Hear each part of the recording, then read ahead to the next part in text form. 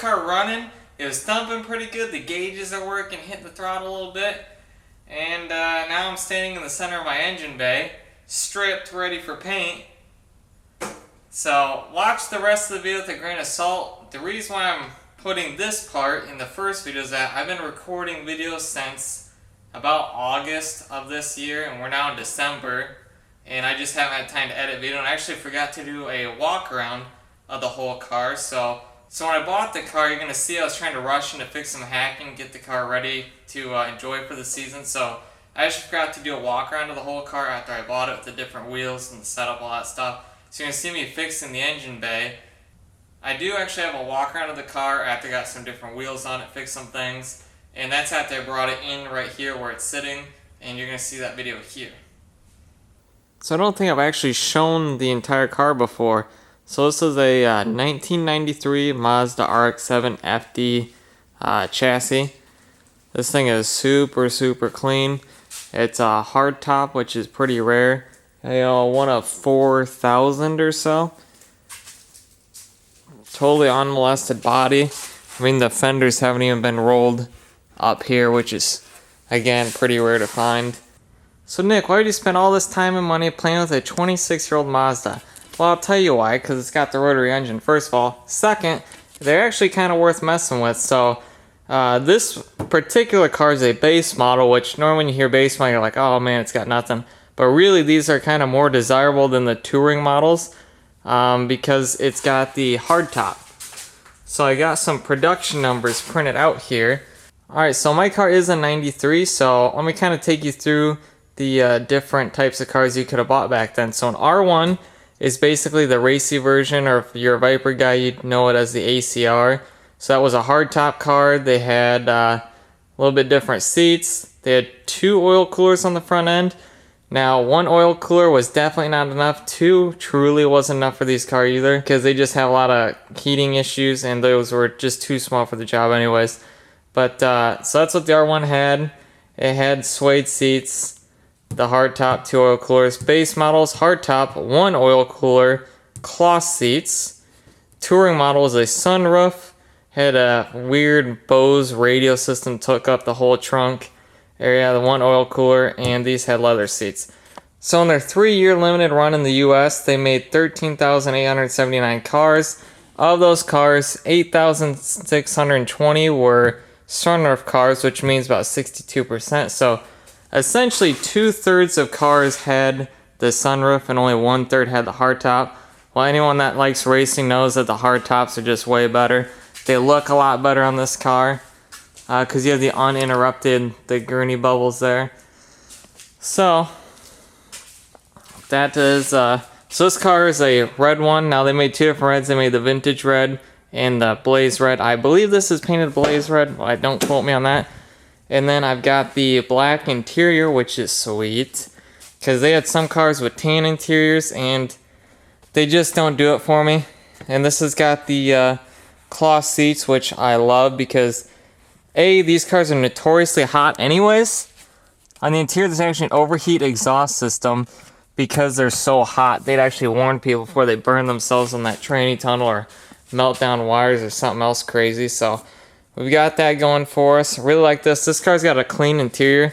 Now I do have it torn apart because the drivetrain is out. But yeah, so finding a car that is a clean title, non-crashed. This thing's only got 77,000 miles on it, so it's pretty low mileage for Mazda. Normally you see them around 120-ish. So we got that going for us. We got the black interior. Good car, 0 rust, no smashes and dents in it. So that's why I chose to use this particular car as the base of my build.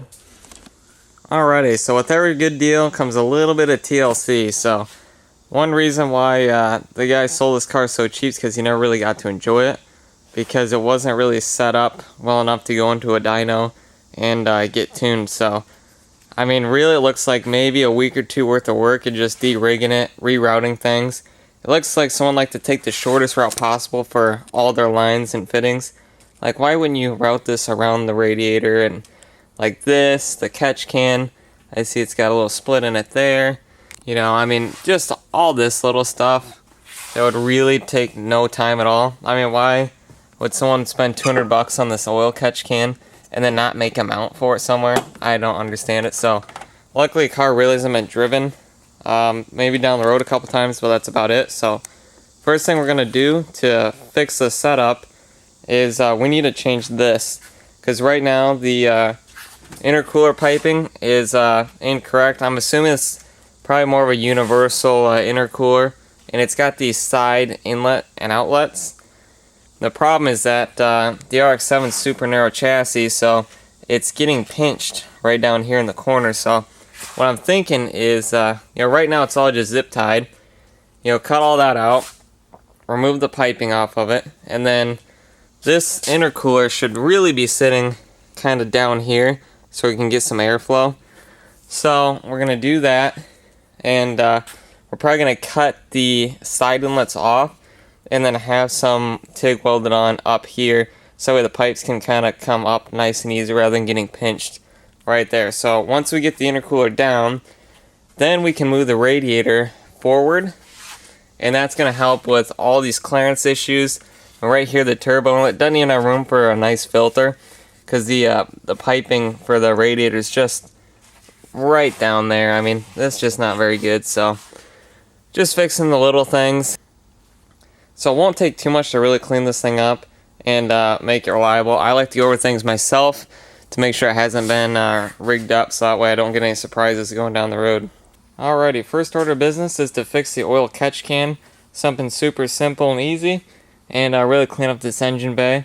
So what was currently in the car are these two hoses that are part of the Greddy oil catch can kit, which is right here. The problem is this thing is monstrous, and it really doesn't fit in here all that well. Yeah, it's kind of set in like that.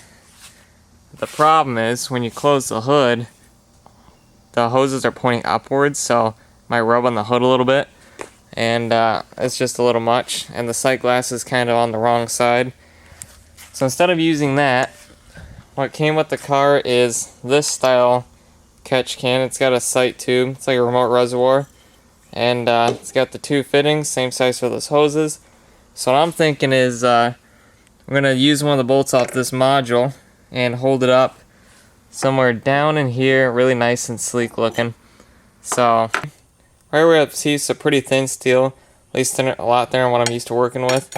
And this is twice as wide as what it's going to end up being, but you'll see why in a minute. So I've got my mark there.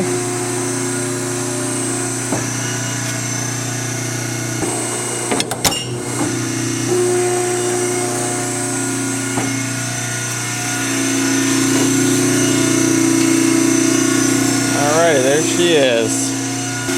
Alright, now we're going to put a little bend in it so we can mount it onto that module.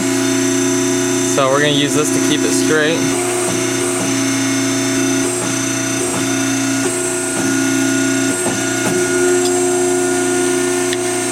Check that out.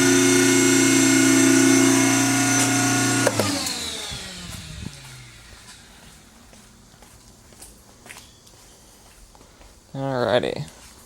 So this mounts just like that, which is perfect. So you'll see what we're gonna do in a minute. Alrighty, now that we got some brackets made, I just threw this thing together so I can dry it in the back of the shop. Park it next to the crossfire so we can work on it without being in anybody's way. So just threw these hoses on quick, but so I made a fancy bracket as we showed in the video, bending it, and that's what's holding on the oil catch can. So one line comes from the oil filler neck right here into the catch can, and then the other's gonna be vented to atmosphere. I'll probably put a hose down there with like a little tiny K&N air filter. So we've got that done. That just needs painted. I made it nice and clean, tucks in really nice. And then I also made a bracket for the fuel regulator. Who'd have thought you need a bracket for that and don't let it flop around? So the bracket is an aluminum piece that runs behind it, and then this is screwed onto that piece, so it's nice and clean. Bolts onto the intake manifold. And because I relocated it, I was able to clean up this really nice. This is the vacuum line coming off the fuel regulator, so that goes in super clean there. So it's all those little details that really can clean up this engine bay. And then this fuel line This is the return line to the tank. I'm rerouting that and rerouting all those lines down here so that way I can put the power steering pump back in without any issue. So next what we're going to do is this intercooler radiator setup. So things are escalating quickly out here. So I yanked this intercooler out because it's just too wide for between the frame, and I thought about just taking and cutting these off, filling that in, and then moving them, you know, somewhere up to here at an angle. But the problem is that to do that, it'd be fitting right up against the bumper. And because it's up against the bumper, you're gonna see all the bent fins, which you can't have that. And they're even worse on that side. So I didn't want to do that because that's hillbilly. So then I went on the internet looking for different front mount intercoolers because we already had this radiator in here.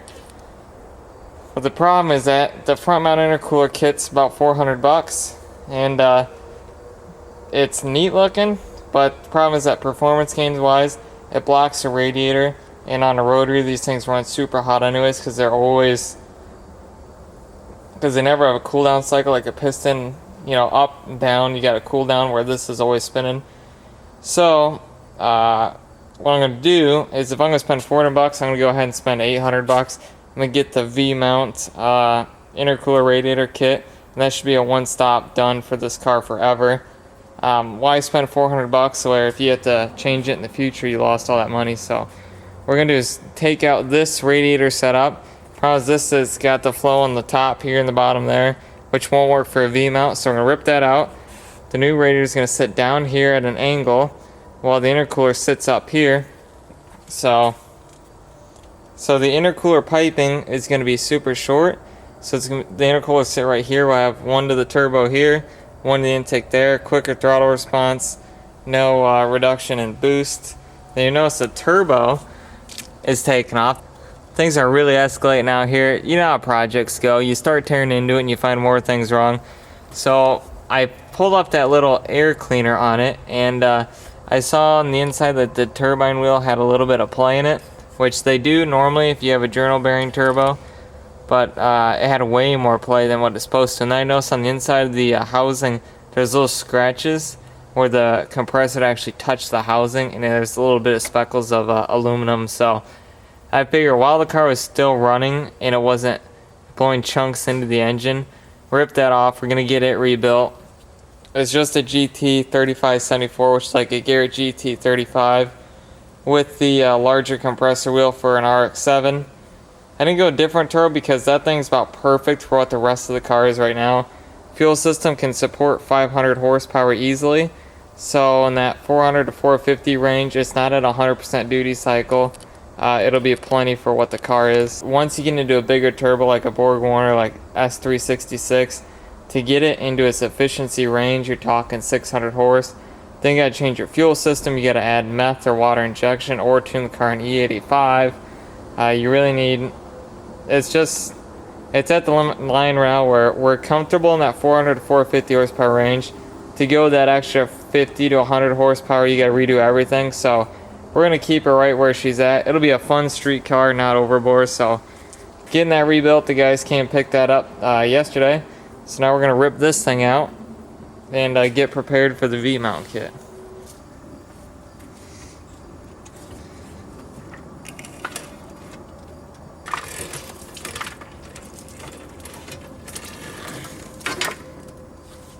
That's what I'm talking about. Oh yeah, way more clean. So that V-mount, that radiator is going to mount to this cross member, go down to the bumper. The intercooler will sit here, look super clean, really make the engine bay not look embarrassing when you pop the hood.